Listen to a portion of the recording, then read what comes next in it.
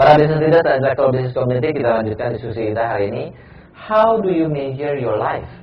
Yang kita angkat dari artikel dari Harvard Business Review bulan Juli Agustus tahun 2010, ditulis oleh Profesor Clayton Christensen, seorang profesor strategi pada Harvard Business School, yang mengangkat tentang apa sih arti kehidupan ini.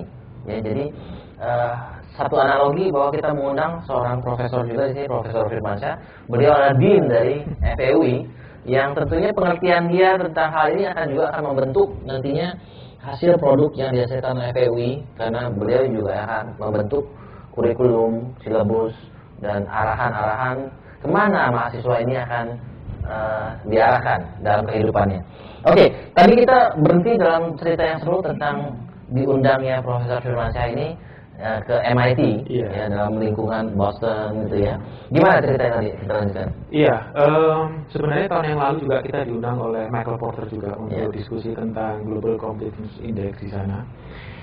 Nah, pada saat itu saya juga tidak merasakan aura yang berbeda dari apa yang kita lihat persepsikan Harvard, kemudian Boston, dan MIT. Saya baru sadar beberapa bulan yang lalu ketika datang ke MIT, ke Sloan, dan diskusi dengan profesor di sana, saya merasakan ada sebuah pergeseran yang cukup mendasar. Bayangan saya akan bertemu dengan dan penuh diskusi dengan biologi molekuler, nanoteknologi, dan mereka bangga dengan hal itu. Ternyata tidak. Mereka lebih melihat manusia dan bagaimana mereka memperlakukan students, kemudian memperlakukan persoalan dalam perusahaan, dalam community, dalam teknik industri, sangat sufi. Human approach-nya sangat luar biasa. Mungkin di sini kita melihat bahwa MIT, kemudian Harvard, mereka sangat technically, tapi mereka sudah melalui fase itu dan sadar bahwa beyond dari semua teknik, beyond dari semua instrumen, manusia yang harus menentukan. Jadi saya rasa itu pesan besar yang ingin disampaikan oleh, termasuk juga artikel ini dari Clayton Christensen, bahwa beliau adalah profesor strategik. Dan ini menarik. Kenapa? Karena kehidupan sekarang sangat berbeda dibandingkan dengan era 60, era 70, era 80. Mungkin di era itu kita hidup dalam yang namanya information scarcity. Susah sekali mencari informasi karena ketersediaan media terbatas, kemudian informasi juga langka, data juga di tempat-tempat yang tertentu, misalnya. Sekarang semua informasi dengan mudah kita dapatkan. Information overload. Jadi kejadian di Afghanistan, bom meledak di Afghanistan, beda 2 detik atau 3 detik kita bisa baca di internet misalnya. Sama dengan misalnya ada bencana alam di Indonesia, distance itu dikompres dan akibatnya informasi begitu luar biasa. Nah, konsekuensi dari informasi yang luar biasa ini, uncertainty akan semakin tinggi. Kalau dulu di 60, 70, 80 kita tidak tahu informasi yang tepat itu seperti apa. Sekarang kita kebingungan informasi yang benar itu seperti apa. Jadi media A bilang X, media B bilang Y, dan semuanya conflicting. Sehingga banyak pemikiran, kalau kita lihat pemikiran strategik tidak hanya di tahun 2000-an, tapi mulai tahun 90-an itu sudah mulai kembali ke essence. Core kompetensi menjadi penting.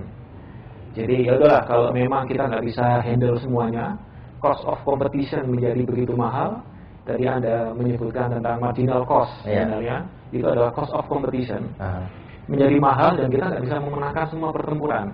Ya udah, kita kembali ke core kompetensi atau fokus. Dan saya rasa itu juga masih dilanjutkan tradisi pemikiran tentang core kompetensi dan diterjemahkan oleh Clayton Christensen bahwa core competence, fokus dari semua hal ini, inovasi adalah the meaning of life. Actually what you are doing is part of your way to reach your purpose of life gitu. Nah, by the way, kalau kita lihat dari filosofi seperti ini, how much it applies to your own life? Iya, ibu saya dulu sering menyampaikan ke saya waktu saya kecil bahwa orang pintar banyak, tetapi orang mengerti yang jarang. Oke. Jadi orang pintar nggak selalu ngerti. Nggak selalu mengerti. Artinya yang mengerti tentang penderitaan orang, yang mengerti tentang perasaan orang, yang mengerti tentang permasalahan dan mencoba untuk empati. Ini yang semakin lama semakin jarang. Kadang-kadang orang punya head banyak, orang punya heart sedikit. Iya. Sekarang mudah kita menemukan orang merasa bisa, tetapi jarang sekali kita menemukan orang bisa merasa. Jadi semua mengklaim bahwa merasa bisa menjadi presiden, merasa bisa menjadi jabatan tertentu. Kita perlu punya mata kuliah ilmu perasaan. Ya? Nah, ini yang menarik karena di Fakultas Ekonomi, ya saya bicara tentang fakultas saya mencoba untuk membangun perasaan yang Anda sebutkan tadi. Jadi pesan saya adalah dalam pembuatan kurikulum, dalam kehidupan kemahasiswaan, interaksi antara dosen dan mahasiswa, mari kita ciptakan budaya akademik yang baik. Budaya akademik tidak selalu dikonotasikan dengan penguasaan teori, konsep, tapi juga art penting. Pendekatan-pendekatan yang sifatnya humanis, misalnya. Bagaimana kita membawa mahasiswa ke persoalan-persoalan dasar bangsa ini, persoalan-persoalan UKM, kemudian pedesaan. Jadi realitinya pada dalam arti kata realiti ini apa yang beda dengan yang before your intervention? Kita lebih mendorong sekarang misalnya di taman, kita menginginkan mahasiswa itu main biola di taman. Kemudian nggak keringetan ya di taman ya. Pas betul kalau sore kan jadi tapi itu penting karena aspek humanity-nya yang diangkat. Kebebasan berekspresi.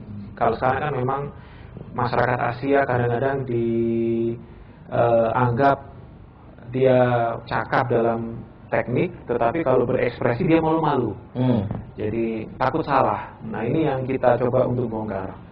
Jadi ayo, mari kita berekspresi di public space yang melihat tidak menyoraki dalam arti yang negatif, tapi mengapresiasi. Tapi seni memang culture kita bukan culture yang show off gitu ya. Dan kita juga harus lihat background culture kita itu dengan background culture Western itu beda. Tapi yang paling penting adalah apakah budaya berekspresi ini ada hubungannya dengan purpose of life? Saya rasa ada interface. Artinya purpose of life kita apa? Saya rasa tentunya tidak hanya inward looking, tetapi juga outward looking. Dan kalau kita bicara purpose of life, kita berbicara tentang aspek eksistensi kan. Kita menginginkan bahwa kehadiran kita ini bisa diketahui dan bisa dianggap penting. Dan ini saya rasa tidak mungkin bisa dianggap penting ataupun penting itu beda loh. Iya. Kalau dianggap penting itu berarti diketahui orang bahwa you are important. Tetapi kalau penting, doesn't necessarily orang tahu, tapi kita tahu bahwa we contribute something to other people gitu kan. Yeah. We are important to other people, tetapi doesn't mean that everybody should know gitu kan. Nah itu kan, nah bedanya ini satu show off atau enggak, bedanya kan di sana nih. Yeah. Ada orang yang ceritanya seperti dalang lah gitu ya, dia nggak perlu muncul di screen, tapi dia yang mengatur semuanya. Tapi ada orang yang pengen jadi aktor gitu kan, pengen jadi bintang utama gitu kan. Saya rasa show off dalam beberapa hal dibutuhkan ya. Meskipun kadang-kadang kita selalu memberikan arti negatif terhadap show off. Saya memberikan contoh ketika saya kuliah di Perancis. Waktu itu ada tsunami. Kemudian saya melihat bahwa masyarakat Perancis begitu peduli, seolah-olah saya ada di negara saya sendiri, dan mereka bisa merasakan penderitaan orang Aceh pada saat itu yang kena tsunami. Dan saya melihat banyak anak-anak pramuka kecil, kemudian ngamen, kemudian di pasar menunjukkan kemampuannya dia hanya untuk mengumpulkan koin untuk disumbangkan ke masyarakat di Aceh. Nggak ada hubungannya dengan Aceh. Nah, ketika itu saya punya teman, saya tanya, kamu sudah nyumbang belum ke ada yayasan di sana yang mengakomodir sumbangan orang di Perancis? Saya nggak bisa bilang. Karena kalau saya bilang takut saya tidak ikhlas gitu. Saya bilang saya nyumbang. Karena saya melihat bahwa teman-teman saya juga bilang saya sudah nyumbang gitu. Tapi berhenti di sana. Sampai sekarang saya tidak tahu apakah teman saya itu benar-benar nyumbang atau enggak. But does it matter?